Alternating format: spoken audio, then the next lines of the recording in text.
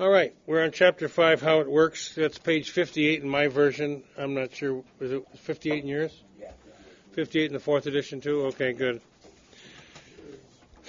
All right. How many guys been to meetings before?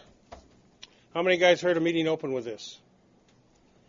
Hundreds of times, thousands of times. One of the problems with stuff that we repeat, you'll find this in your prayer life as well. Prayer that works really great, and all of a sudden it stops working. Doesn't have any juice, doesn't have any meaning to it. We get that way with this stuff, especially when we have ritualistic openings for our meetings and stuff. And this is one of the things that's commonly used to open meetings, roundups, conference, workshops, that kind of thing. And we don't hear it anymore. We don't hear it anymore, but there's some valuable stuff in this. So try and hear it with some open ears. How it works. Rarely have we seen a person fail who has thoroughly followed our path. Those who do not recover are people who cannot or will not completely give themselves to this simple program. Usually men and women who are constitutionally incapable of being honest with themselves. There are such unfortunates. They're not at fault. They seem to have been born that way. They are naturally incapable of grasping and developing a manner of living which demands rigorous honesty. Their chances are less than average. There are those, too, who suffer from grave emotional and mental disorders, but many of them do recover if they have the capacity to be honest. Now, everyone's heard that a million times, but let's look a little more closely. They're saying, rarely, that's hardly if ever, have we seen anyone fail who's thoroughly followed our path. That's the qualifier. Who's thoroughly followed our path. A lot of us have done this in a half-ass way. Not thoroughly followed any path, but kind of created our own, but we're in the meeting, you know.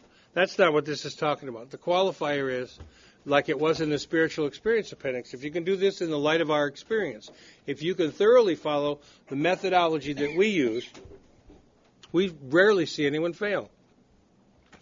Those who do not recover are people who cannot or will not completely give themselves to this simple program. Most of us are in the cannot pile, but you can get too far gone. You can get too far gone and can't be reached. Can't completely give themselves to this simple program. Usually men and women who are constitutionally incapable of being honest with themselves. Anyone in here feel any guilt, shame, or remorse? All right, we got no one constitutionally incapable. Okay? Because your guilt, shame, and remorse is a reflection of you offending yourself. So, we've got the conscience thing covered. There are such unfortunates. They're not at fault. They seem to have been born that way, so we don't have any sociopaths in the room. They're naturally incapable of grasping and developing a manner of living which demands rigorous honesty. They're telling you something about the steps. They will exact a price, and one of the prices is you're going to have to get tough on yourself in the honesty department. You're going to have to quit playing games with yourself about what's going on. Their chances are less than average. Now, they're describing some people that are in pretty rough shape. Their chances are less than average. In the 30s, when they were doing this, their recovery rate was about 80%. That's not AA's recovery rate today. It's not near it. Because the people we're getting in our meetings now aren't like this. They rarely do I see anyone come into my meeting who's desperate. Rarely do I see anyone come in who feels like they're hopeless. Mostly I see people come in who are reasonably well medicated and don't seem to have too many problems. And you can't get this program from that place. I'm not knocking medication. I'm just saying. If you medicate the very symptoms that are the propellant to get you through the steps, you have nothing to push you. Because we can use fear and desperation and hopelessness as a positive thing to propel you forward. But if that's all taken off the deck, you're sitting there going, well, I'm a week sober, I'm 2 weeks sober, I just spent, 6 months in some long-term treatment center, and I got an outpatient guy, and I got my shrink, and I got my meds, and, how you doing? I'm doing okay. Doing okay. Can't work with okay. I wasn't okay when I got here. You don't end up in these rooms being okay. So if we take away the symptoms that are pushing us either towards the drink or towards recovery, there's no motivation. You can't self-motivate yourself. Pain is the motivator when you're new. Pain. I don't want to feel like this. I don't want to live with these voices in my head. I don't want to not be able to sleep. I'm tired of living in constant fear. I got all these problems. When I get out of here, it's going to be on me, all that stuff. So, their chances are less than 80%. There are those, too, who suffer from grave emotional and mental disorders, but many of them do recover if they have the capacity to be honest. And I've seen people that were incapable of living independently that had this problem, that arrested the problem. They still had their other mental health issues, but they didn't have the chemical dependency one. They didn't have the alcoholism at all. So, just honesty is the big deal here. So then they say our stories disclose in a general way what we used to be like, what happened, and what we're like now. So that's what the stories in the back of the book are for. Remember, when the book was written, there were no meetings. There were 3 or 4 meetings in the United States, both in, 3 cities, New York, Cleveland, and Akron. That's where all the meetings were. So they were sending this book out to me to get well. They put the stories in the back so I could identify what they used to be like, what happened, and what they're like now, hoping that I would read something in one of those stories that would help me identify and want to do this thing. So that's why we got all these speaker meetings. That's what the purpose of that is. That's the purpose of what I'm doing with you. I'm just witnessing my recovery to you.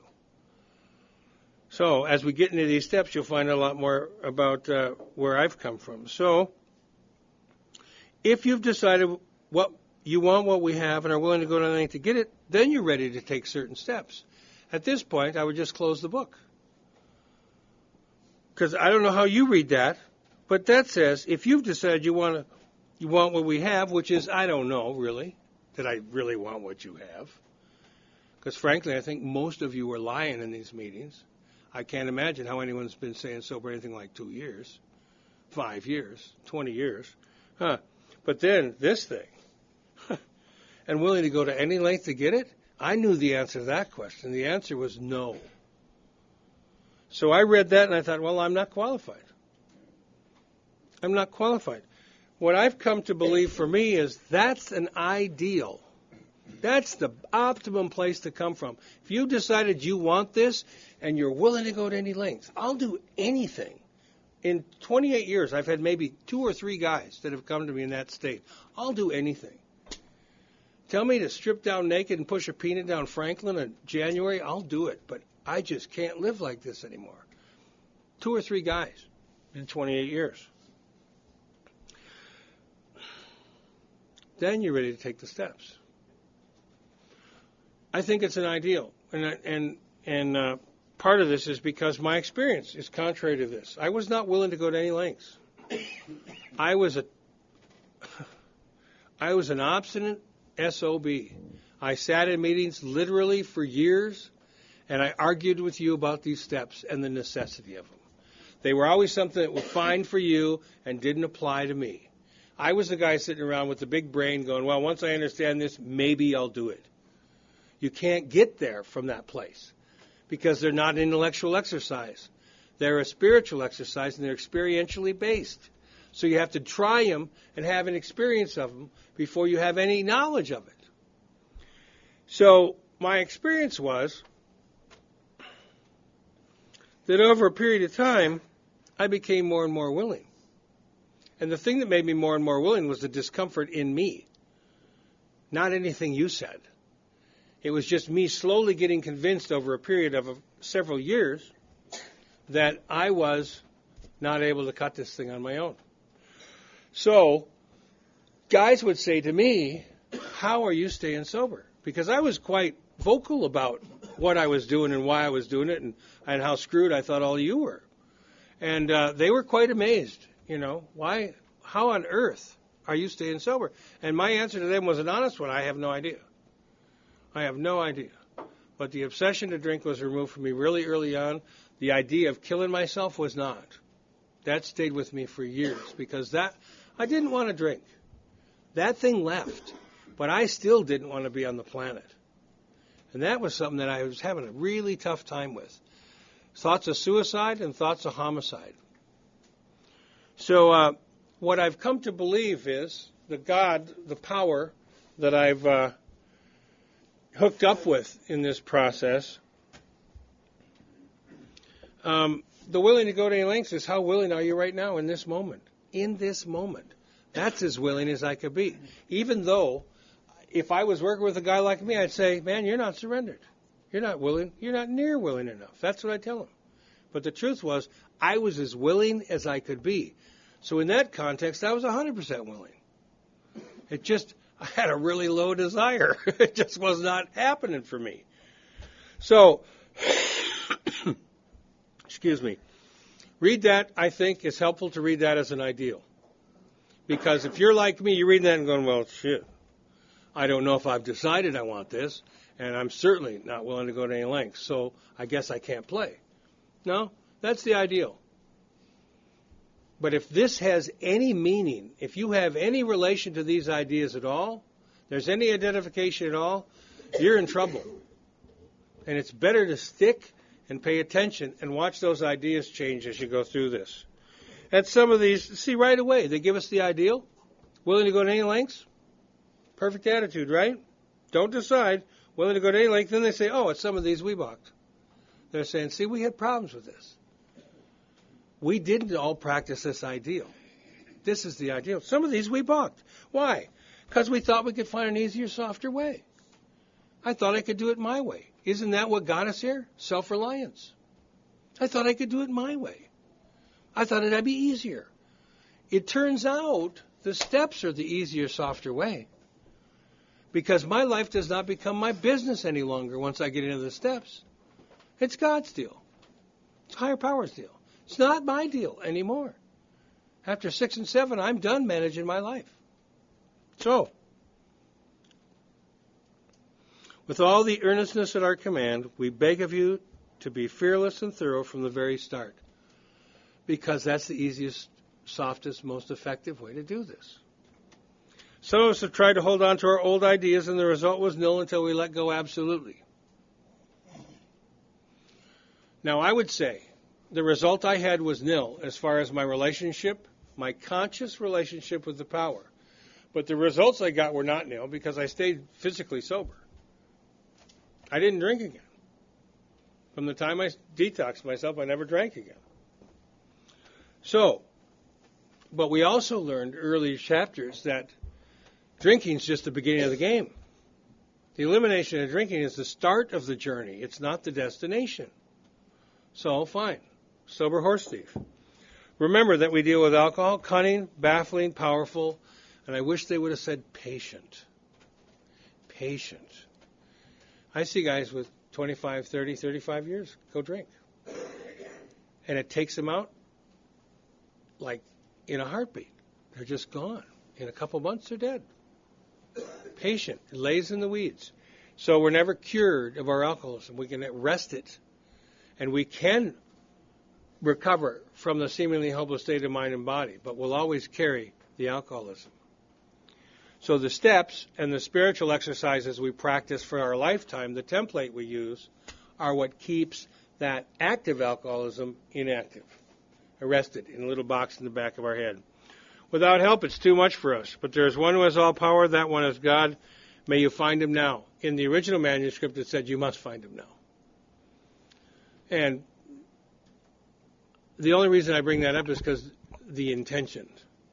They're trying to put this in really open terms for me, but the intention, the original intent was say, you know, your ass is on fire. You better do something about it now. You need help, and you're not going to get it from me or from your doctor. It's going to have to come from a power greater than yourself. Half measures availed us nothing. They're reiterating the nil idea. We stood at the turning point.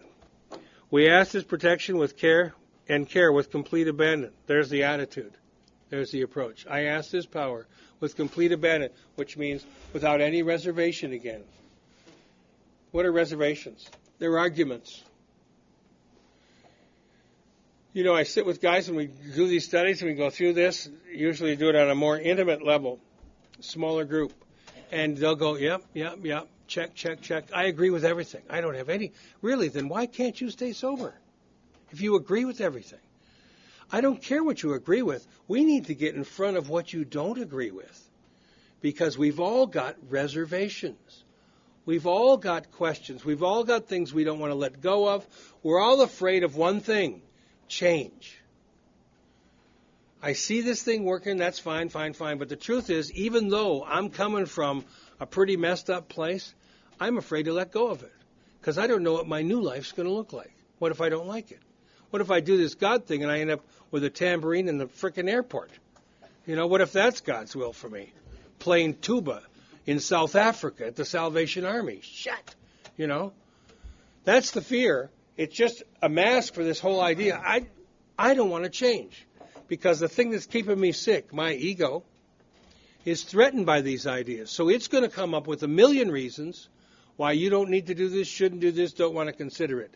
So I was talking to a guy before the meeting. I can't sleep. Yeah, because your head is just screaming at you.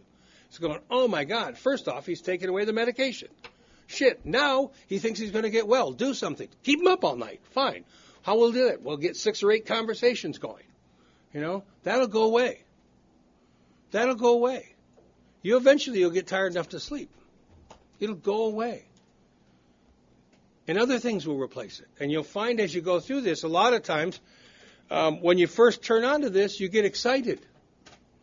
They call it the pink cloud. Anyone heard of the pink cloud? Oh, you're on a pink cloud. You know what that is? That's your consciousness expanding at a rapid rate. You're getting some new ideas. They're spiritually based. They're aspects of God ideas. And your spirit is lifted, and your consciousness, your mind, your perceptions are expanding at a rapid rate. And you're going, hey, this feels great. And everyone's saying, well, don't worry, it won't last. It can last. The reason it doesn't last is the same reason it didn't last for Bill. We didn't do anything to keep it going. We didn't do anything to keep it going. So you got some guy, you're feeling great, and you got some guy next to you at dinner going, yeah, right, don't worry, that won't last. I've been through treatment 5 times. That shit'll go away. Don't worry. I don't need that. I want someone to say, right on. Fall into that. Go with that. Do more of that. Have more of that experience. You can have as much as you can stand. That's what I want to hear. I don't want to hear the negative stuff. So, the best attitude is without reservation, without argument, with abandon. I surrender. I give up. Unconditionally. That would be nice. But all of us have conditions. All of us have reservations. To a man. Here are the steps we took. What's suggested as a program of recovery. This is an argumentative point for new people. Well, it's a suggested program. Right. It's suggested until you diagnose yourself as an alcoholic. Then it's required. It's not suggested. Because if you identify and you say, I'm an alcoholic, I think I'll go to A&A. Then you're with us in the program of recovery. And that's the steps. Those are not optional. Those are required. It's only suggested here in the book because we're waiting for you to decide. Are you alcoholic and do you want to do anything about it? And you haven't made the decision yet. At this point in the book, they're just laying it out for you. They did the doctor's opinion, told us what it was about. They did Bill's story, showed us what it looked like. They did There's a Solution, telling us where the out was. They did more about alcoholism to underline how crazy the thinking is. Then they did the chapter of the agnostic to get in front of our arguments about God. We found out we had the capacity for love, for faith, and for worship. We found out we had those things. So that's not a detriment. So now they're bringing us to, okay, now we're going to tell you how it works. Because we've just told you how it doesn't work for several pages. Now we're going to tell you how it works. So here's what we do. 1, we admitted we were powerless over alcohol, that our lives became unmanageable. 2, came to believe that a power greater than ourselves could restore us to sanity. 3, made a decision to turn our will and our lives over to the care of God as we understood Him. 4, made a searching and fearless moral inventory of ourselves. 5, admitted to God, to ourselves, and to another human being the exact nature of our wrongs. 6, we're entirely ready to have God remove all these defects of character. 7, humbly asked Him to remove our shortcomings. 8, made a list of all persons we had harmed and became willing to make amends to them all. 9, made direct amends to such people wherever possible, except when to do so would injure them or others. 10, continued to take personal inventory And when we were wrong, we promptly admitted it. 11, sought through prayer and meditation to improve our conscious contact with God as we understood Him, praying only for knowledge of His will for us and the power to carry that out. 12, having had a spiritual awakening as a result of these steps, we tried to carry this message to alcoholics and to practice these principles in all our affairs. Many of us exclaimed, what an order! I can't go through with it. That doesn't sound like willing to go to any lengths, does it? Doesn't sound like this guy's abandoned himself to anything. He's going, you're kidding me. You want me to what? Can't go through it. Don't be discouraged. No one among us has been able to maintain anything like perfect adherence to these principles. We're not saints. The point is, we're willing to grow along spiritual lines. There's a question. Are you willing to grow along spiritual lines? Principles we've set down are guides to progress. We claim spiritual progress rather than spiritual perfection. Our description of the alcoholic, the chapter of the agnostic, and our personal adventures before and after make clear 3 pertinent ideas. Check them off. Where are you at with this? I'm alcoholic and can't manage my own life. Yes or no? B, probably no human power could have relieved my alcoholism. That's a step 2 question. That God could and would if He were sought. So, now we're going to back up, and I'm going to do a little bit of an overview on these steps. Because you notice we haven't taken any formal steps yet. We're about to be asked if we want to do a 3rd step, which means they think that we've already concluded the first 2. 4 questions. Am I powerless over alcohol? We talked about phenomenon and craving, the physical allergy, mental obsession. Have I exhibited loss of control? Have I tried some controlled drinking and failed? Have I tried some controlled sobriety and failed? Do I have full knowledge of my condition? If you don't, you'll go back and get some more information. I saw a great homeless guy on the corner the other day with a sign. Money. I need money for alcohol research. And I thought, right on. There's an honest guy. Doing alcohol research, please fund me. Yeah. So, gosh, I thought it was quite cool. I didn't give him any dough, but I gave him a thumbs up. So, here we go. We're set with this 12 exercises. Call them steps, call them exercises, call them whatever you want, but there's 12 stages that I have to go through. This is a process. A to Z. So it's the analogy we commonly use is baking, you know. You come over and you say, God, man, I love your chocolate chip cookies. How do I do that? I give you the recipe. You get home and you decide you don't like some of the ingredients, you leave it out, and then you bitch because the cookie doesn't taste good. You can't leave some of the steps out and expect to get the results they're promising. Won't work. You might not drink, but I'm telling you, you'll have no peace. You'll have no peace. Because your head will just be chewing on you all the time. You ever had your head wake you up in the middle of the night? In the middle of a conversation? Damn. Whew. So the question is, am I powerless over alcohol? And how did I do at managing my life? That's a step 1.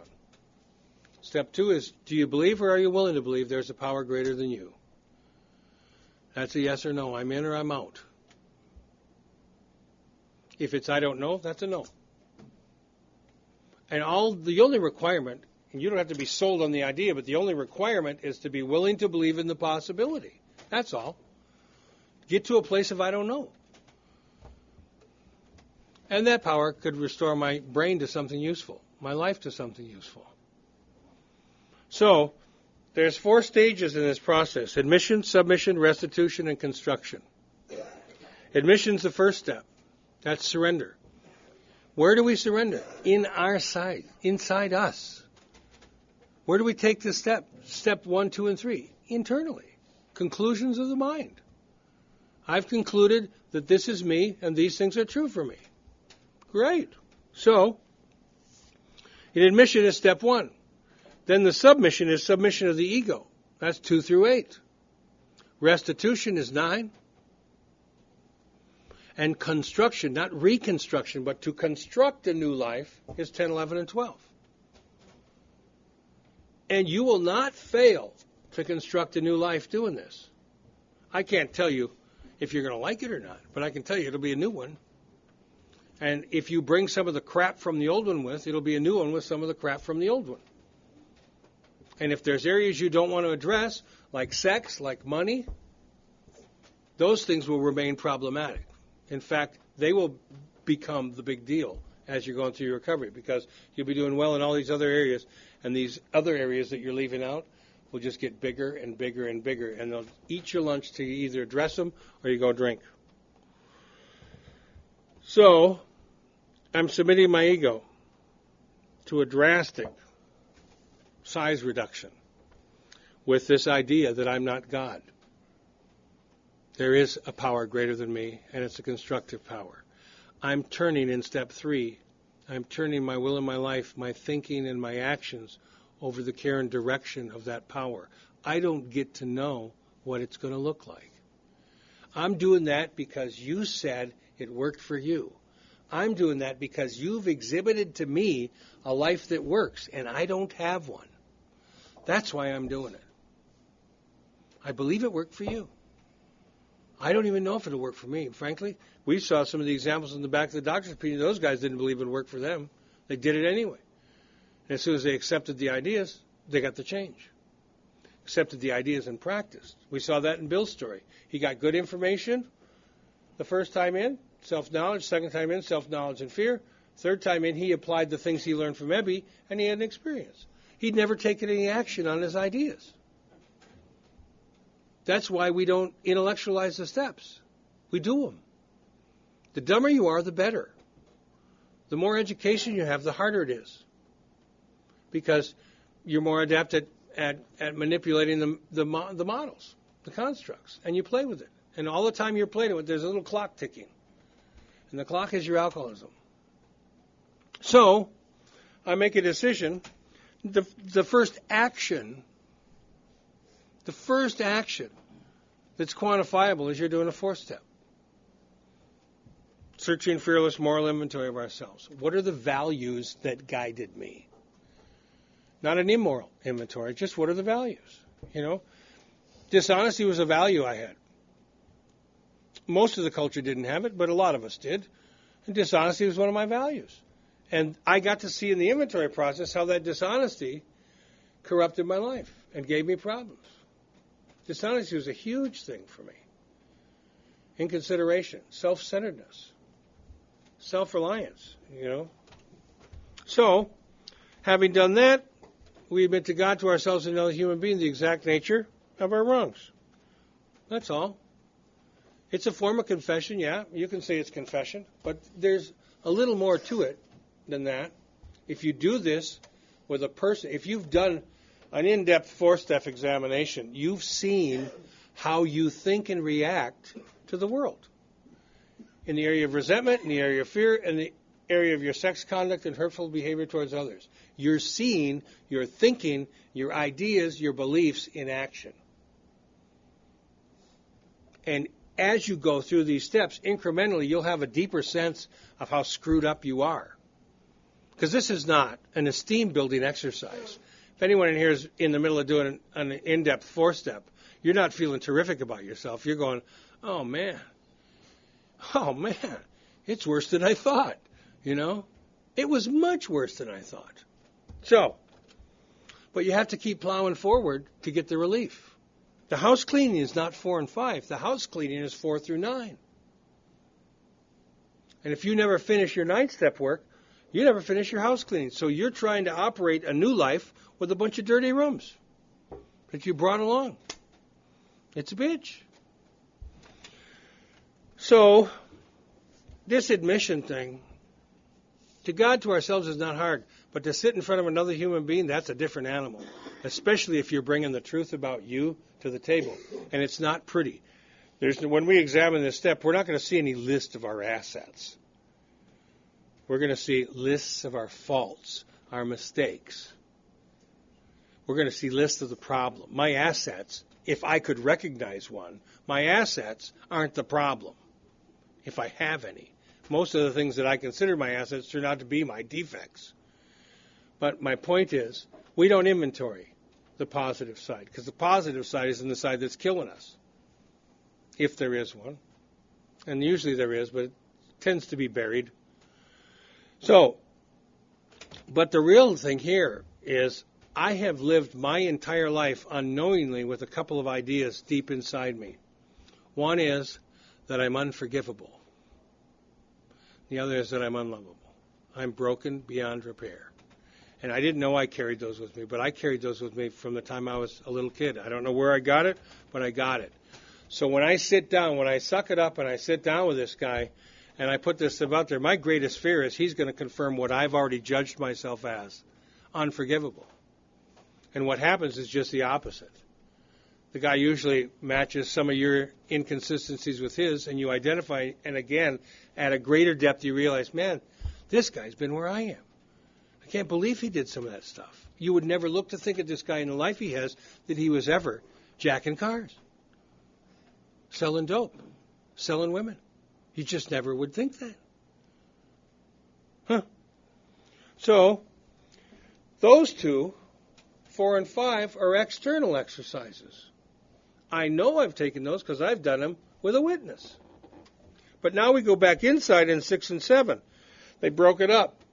Entirely ready to have God remove all these defects of character. Well, there's another absolute, isn't it?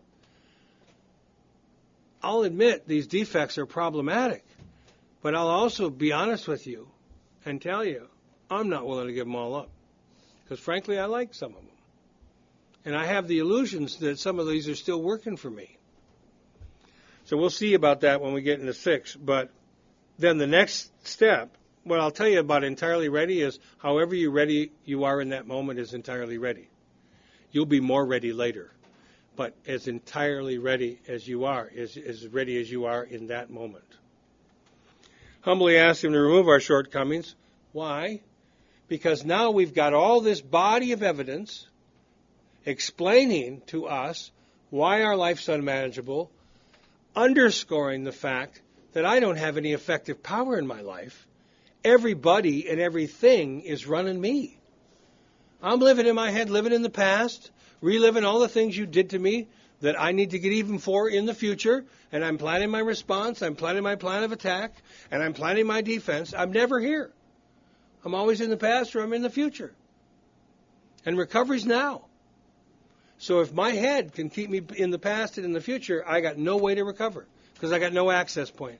God meets me in this moment. God meets me in my mind, in my thinking, in my thoughts. That's where I connect with the power. That's the first place I connect with the power. So if I'm not there, how can I connect? Impossible. Impossible. And if you think about it, the aha moments you have are the moments when you're sitting and you're completely open and you're right in that moment.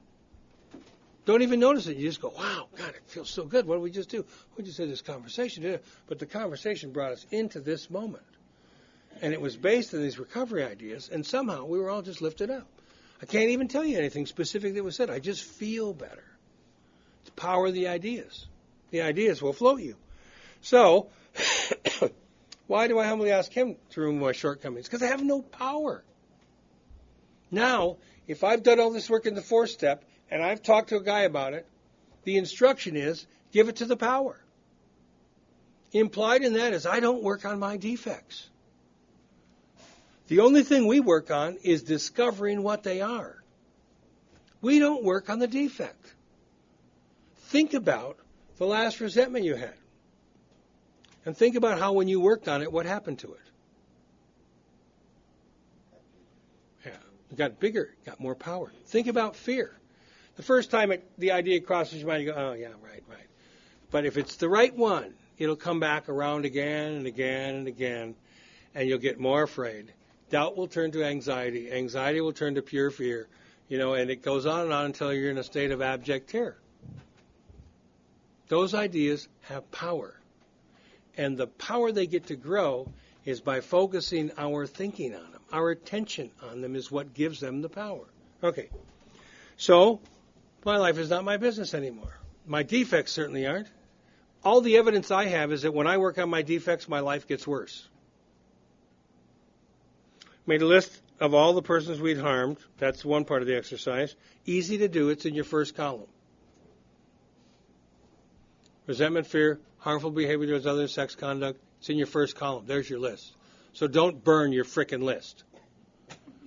Nowhere in here does it say do your fifth step and then go burn it. You need the damn information. If you want to burn it, make a copy. Because if you run into an AA sponsor, he's going to want to know what's in that fourth step, not from your memory. Okay? Don't burn it. So the exercise made a list of all the persons we harmed. Not hard. The second part is a lot more hard. Became willing to make amends to them all. In time, I became willing to make amends to them all. So we can play some games with that. You know? Make a list of the ones you want to do right away. Make another column of the ones you want to do later. Make another column of the ones you want to do much later, and make another column of the ones you never want to do. Now we'll take one name off the column you want to do, and we'll deal with that.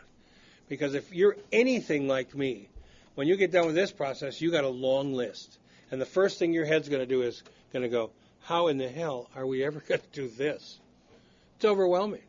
It's overwhelming because I'm in touch with my behavior, and I'm overwhelmed by the fact of what a bad actor I'd been for so many years. That's one thing. The other thing is I'm terrified to sit in front of people that I've done harm to and say, I was wrong.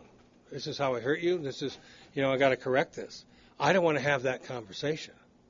I really don't want to have that conversation because my head takes me where? Into the future, and it tells me what that's going to be like. They're going to look at you, they're going to judge you, they're going to tell you what a dirtball you are, and and then they're going to tell you a bunch of other crap on top of that, and you're going to feel horrible.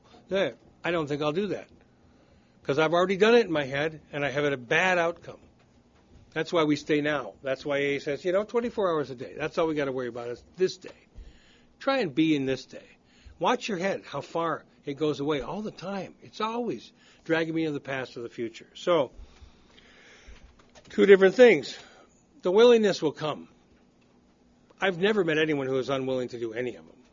So we start with the ones we're willing to do. And as you do them, you have an experience of them, and you're changed. You become more willing. That's a gift. That's a grace that comes from doing the exercise. Your consciousness changes when you move forward. Einstein had a great little quote. He said, life's like riding a bicycle. You have to keep moving to stay balanced. And that's what we have to do in the steps. It doesn't matter how you feel. That's irrelevant to this process. Because how you feel is going to change, for some of us, several times a minute. But it's certainly going to change many times a day. Feel up, that was great. Feel down, that was crappy. And boy, it's just a roller coaster for a while till things settle down emotionally. So then it says, after you take this list and become willing, you make direct amends to such people wherever possible. A direct amend is sitting across the table from you. Okay? Except when to do so would injure them or others. That's not your call. Because my head will go, well, I don't want to make things worse. That eliminates 98% of the people on my list. How convenient. And I never get free. You want to get free of the depression, the shame, and the remorse? This is how you do it. It gets off your back when you own it. When you stand in front of it and say, this is what I did. I was wrong. Not, I'm sorry. Let me apologize. No, I was wrong. I had a sponsor once, and he would point out to me how I was wrong, and I'd go, you're right, you're right, you're right. And he'd go, no, you're wrong.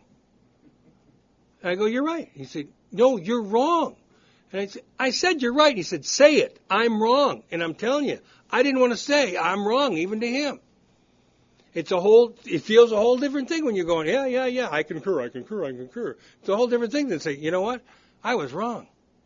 That moment, just that moment, chops me down a little bit more to right size. I was wrong. What a concept. I never thought I could be wrong. I knew all of you had the capacity to be wrong quite consistently, but I was wrong? Damn. I'm wrong. The purpose of the amend is trying to make it whole. The purpose of the amend is when I come to you and say, this is how I harmed you, the goal of that is, one, for me to get in front of my harm and take responsibility, but to amend is to make whole, to have it be the way it was before I hurt you. That part's not my business, because I don't know how you're going to receive the conversation. And how you receive it and how I deliver it is one thing, and then the God idea is another thing. Healing can look really funny. It can look like not healing. I'll give you a quick example. It took me 18 years to finish my financial amends. The guys I hung out with, bankruptcy, Chapter 7 was not one of the options. Their version of the thing was, you bought it, pay for it. And I thought, you're kidding me, right? No, they weren't kidding. And I did it just to show them. They just pissed me off. They used my ego against me. And they said, you bought it? I mean, I had $30,000, $40,000 worth of credit card bills. I had nothing to show. I had no idea what I bought. Every once in a while I'd see a set of tires or something, but I had no idea what I bought. I had nothing. And I had just tens of thousands of dollars worth of bills. And I had drug dealers that I owed a lot of money to. And I said, even them? Even them? It was a business deal. It was illegal. It doesn't matter. You owe money. And they're very interested in talking to you, by the way. You might want to have a life that you don't have to look over your shoulder, live in the rearview mirror, and go shopping at 2 in the morning because the parking lot's empty and you can see who's walking around following you. That might be nice to get rid of that, don't you think? Yeah. So anyway, I went through all these events for years, and I had an experience with a family member. And I tried this event 2 or 3 times against all direction that I received. Why listen to the people that know? That's, And I did it once, and they said, you've done it. Debt paid. And I said, no, because I wanted resolution. I wanted it to be okay. It was never going to be okay. And this ate my lunch. I would sit in my little morning meditation and stuff, and I just obsess about this guy not being able to forgive me, And it's just, God, what do I got to do? What do I got to do? And I was just obsessed on having this thing turn out the way I thought it should. And in one of those mornings, this little voice came. I don't usually hear it in terms of literally a voice. It was like there was a mouth right next to my ear, and it said, isn't it wonderful there's only one person who hasn't forgiven you? And it just flipped. The whole experience inverted, and I saw, you know what? There's literally probably 100 people that have forgiven me, and all is well. And I'm just looking at the one guy who won't forgive me. And I was free of it. I was free of it. So, got to do it. Got to do the work. So now, the accept when to do so would injure them is an important caveat we'll talk about more when we get to that part of the step in the book. But this is really critical. It's really critical. I've done this the way in which it makes more harm. And it's absolutely irretrievable once it's out of your mouth, once you've done it. You can't fix it. So get some advice. Get some advice from more than one person. Poll them for their experience. Did you ever have this situation? You did. Okay, how'd you deal with it? Did you ever have this situation? You did? Oh, you didn't. Oh, never mind. Did you ever have this situation? You did. How'd you deal with it? Right? And you're also doing this with your sponsor, and then you're going to pray and meditate about it until you get clear direction, because it's dangerous stuff. This is not, this is one of the things it irritates the wee out of me about the fellowship, because you hear guys in meetings running around all the time. Oh, I owe you amends. I owe you amends. I owe you amends. Oh, that's not a little thing. That's not a little trivial thing. Oh, I talked poorly about you to Ben, and I'm sorry. I won't do that anymore. And then a month later, I was talking poorly about you to Jack, but I won't do that anymore. I'm so sorry. That's bullshit. That is just nonsense. What does that teach the person? Teach the person you don't have any integrity. When I do an amend, part of the deal is I got to be willing to change the behavior. And that's one of the exercises we go through. Get the amend set up, that's fine. I'll have the guy write it out a few times. We'll talk about it. We'll tweak it. And then the question is, are you willing to stop this behavior? Because if you don't, you're just going to make the same amend to another person, or the same amend again to that same person, and you're going to prove to them and to you that this isn't working. So the question is, are you willing to change that behavior? If the answer is, I don't know or no, then we wait. Then we wait. Those guys have new lives. Those guys have new lives. So, now, I got 18 years of amends. I don't think it's intended that I sit for 18 years on the 9th step. Because I need juice. I need to keep growing while I'm going through this process. If all I'm doing is 9th step and I'm not doing 10, 11, and 12, I'm just living in the past. Listen, I'll tell you something. When you start doing these amends, it hurts. Because to get that amend on paper, write it out, and look at it, you got to re-feel it. It hurts. It brings all the shit up from the past, the guilt, the shame, the remorse. You feel like crap. That's the appropriate response. Anyone got any depression right now? Yeah, right on. That's the appropriate response. When you sober up and you get a clear look at the wake that you've left, you should be depressed. Because it's depressing. God, look what I've done. Depression, that's an honest reaction.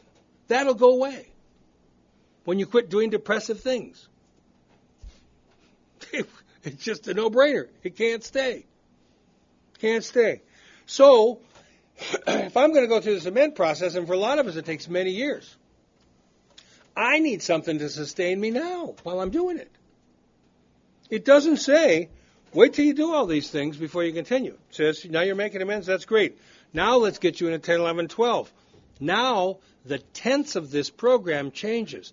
10, 11, and 12 are in the day. They're now. So what's the instruction? Continue to take personal inventory. When you're wrong, promptly admit it. And we're going to see there's a direction. Continue to look for your defects, and when they crop up, talk to someone immediately, make any amends if necessary, resolutely turn your thinking to someone you can help, and ask God to remove it. That's not the right order, by the way. But those are the 4 instructions. What does that do? 10-step used to be called a spot check inventory. 10-step is what I take with me through the day after I do my little morning setup, assuming you're doing a morning prayer and meditation session. I got to have something to work with through the day. So I got this 10-step little template. You about to be selfish? You about to be dishonest? You about to be inconsiderate? You afraid?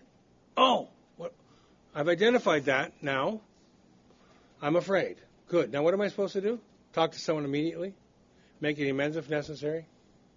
Ask God to remove it. Resolutely turn your thinking to someone you can help. What is that? That's the first 9 steps. I've identified the defect. Oh, I'm afraid. That's a 4-step process. Why did I do that? Oh, because I made a decision to turn my thinking and my actions in the direction of these steps, this power. That's a 3rd-step operation. Why did I do that? Because I've come to believe that I need the power to restore my thinking. That's a 2nd-step. Why did I do that? Oh, that's right. Because I'm a powerless guy, and I've surrendered, and I can't manage my life. There's the first 4. Talk to someone immediately. There's 5. Ask God to remove it. There's 6 and 7. Make any amends if necessary. There's 8 and 9. It's a drunk trap for guys that didn't do the first 9 steps thoroughly. You got to filter. You walk through the day. When I get to the end of the day, I got an 11th step to do, which is an analysis of how I showed up. And we'll see it. One of the questions is, what could I have done better? What could I have done differently? It's just a how did I show up inventory. And then I close the book at the end of the day. If I'm doing a 10th step, I don't go to bed with resentment. I don't go to bed with a belly full of fear because I've talked to you about it. I've addressed it. So when I get up the next day, I don't start out with an emotional hangover. I don't start out with residual resentment or part of that fear left. I don't go there. It's not there because I addressed it. 10, present tense. Filter for getting through the day. 11, seek through prayer and meditation. That's all it says. Seek through prayer and meditation. Lots of different kinds of ways to meditate and pray. We'll talk about that later too. But the reason is to improve my conscious contact with the power as I understand it or don't understand it. The purpose of prayer is to unify my thinking with God's or the universe's or the higher power or the steps or recovery or whatever synonym you want to use. It's to sync my thinking with something higher, value. Now, here's the directive. Pray only for knowledge of His will and the power to carry it out. So give me the direction, and by the way, I'm probably not going to want to take it. So you're going to have to give me some juice too. So this step in the day, in the present tense, keeps me in touch, hooked up, connected to the power. Because I'm going to need some power. I'm doing all these amends. I got all this crap coming up. I'm having bad dreams. I'm not sleeping. Maybe I'm not. But I got to have something to keep growing me because my recovery's got to stay out in front of me. Because I'm going to need more as I go through this. So now, flip it, and it says, Having had a spiritual awakening as a result of these steps. As the result of these steps. That's the purpose of the steps. For me to wake up in a spiritual context. Wake up. If I haven't awakened, I have left something out of the steps. Because that's the only purpose of the steps. Is to wake me up. Then, if I'm awake, I can try and help you. But the other thing I can do, because I can only help you once in a while. I can't help you all the time. The rest of my day, I can practice these principles. Patience, tolerance, love, kindness, prayer, meditation. I can practice these principles in all my affairs. That's the rest of your life. Everywhere. Everywhere. Everywhere. That's the mission statement. Now, all that happens in the now. So I got a mission statement. I know what I'm supposed to do. I'm supposed to, because I've had this experience, I'm supposed to be willing to help you if that opportunity appears, and I'm supposed to practice these principles that I'm learning in these steps everywhere else, everywhere in my life. And I'll do that because I'll stay in touch with God in the 11th step, and I'll stay in touch with my alcoholism in the 10th step. Now I got an out because I can see what's going on. I got a chance. Before that, I got no chance because I don't even know what's kicking my butt. I'm waking up, and I got to keep waking up. So I need those steps to keep the juice flowing. Let's take our break early, and then we'll start with being convinced we're at step 3. Well, I got 10 to 9. What do you have? 10 to 9. Okay, let's come back at 9.